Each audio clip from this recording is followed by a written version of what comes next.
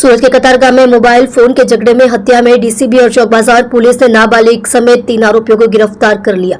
सूरत में हत्या की वारदातें बढ़ती जा रही है, फिर पुलिस ने हत्या के जुर्म में आरोपियों को गिरफ्तार करने में सफलता हासिल की है। कतारगांव के पारस सोसाइटी 2 में 20 दिन पहले रहने आए एक युवक की 3 लोगों ने हत्या कर दी। हत्या के बाद आरोपी ट्रेन से भाग गए।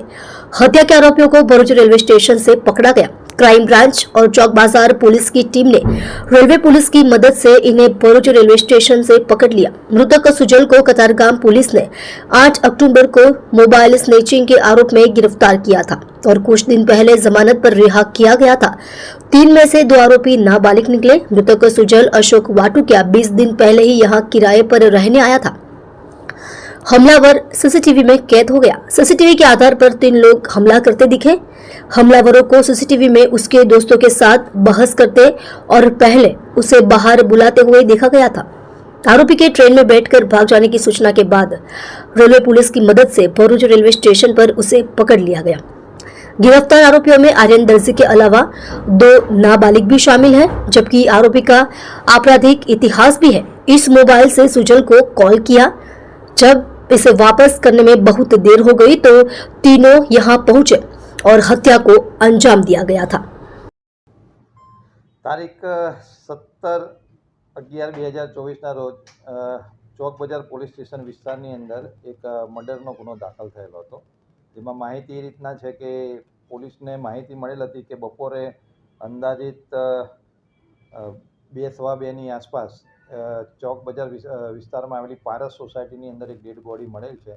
પોલીસે તાત્કાલિક વિઝિટ કરી અને જે મરણ જનાર છે એ બાબતે તપાસ કરતા મરણ જનારનું નામ સુજલ અશોકભાઈ વાટુકિયા, જે મૂળ બોટાદ જિલ્લાનો રહેવાસી હતો, જેનું મર્ડર થયેલ હતું અને ટેકનિકલ વિગતો કરતાં જાણવામાં આવેલું હતું કે 3 વ્યક્તિઓ તેની પર હુમલો કરેલ છે। તો આ અનુસંધાને પોલીસે ગુનાની ગંભીરતા લઈ તાત્કાલિક ટીમો બનાવેલી હતી।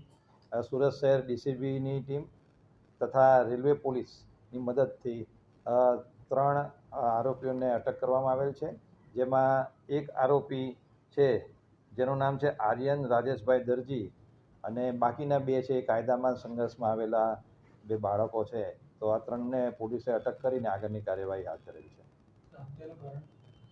આની અંદર આ 3 જે આરોપી છે એ તથા જે મરણ જનાર છે 4 મિત્રો હતા અને બપોરે પણ એ લોકો ભેગા હતા ત્યારે આરોપીનો એક મોબાઈલ છે એ આ મરણ જનારના ઘરમાં રહી ગયેલો હતો અને એ મોબાઈલ લેવા માટે જ્યારે મરણ જનારને ફોન કરીને બોલાવવામાં આવતા એમાં વાર થઈ હતી। એ દરમિયાન આ આરોપીને મરણ જનાર વચ્ચે બોલાચાલી થઈ હતી, એમાં ઉશ્કેરાઈ જઈ અને આ 3 આરોપીઓએ મરણ જનાર ઉપર ગરદાપાટનો માર મારી એમાં જે આર્યન રાજેશભાઈ દરજી છે એણે ચપ્પા વડે હુમલો કરતા જે સુજલ છે એનું ઘટના સ્થળે જ મૃત્યુ થયેલો હતો।